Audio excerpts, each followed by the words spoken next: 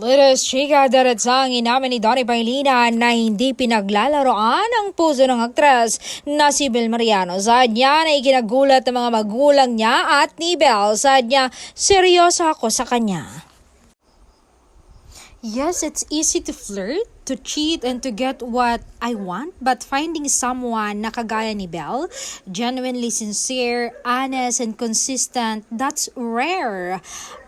And I'm very lucky enough to have someone like that. So, hindi ko siya iti-take granted, no?